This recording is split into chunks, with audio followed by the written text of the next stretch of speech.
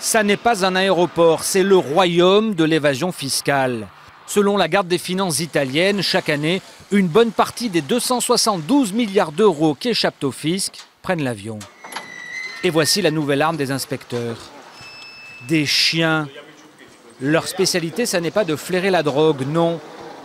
S'ils passent comme cela au milieu des passagers, la truffe en alerte, c'est qu'ils ont été formés pour dénicher les valises pleines de billets.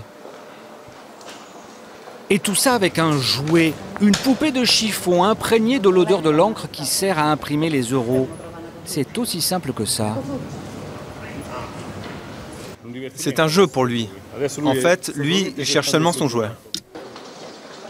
Regardez, il y a quelques semaines, à l'aéroport de Rome, ce labrador, il s'appelle Umo, a reniflé dans cette valise 85 000 euros.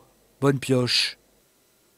Et pour celui qui pensait que quelques billets de 500 euros seulement cachés dans la doublure d'un blouson, ça passerait, raté également.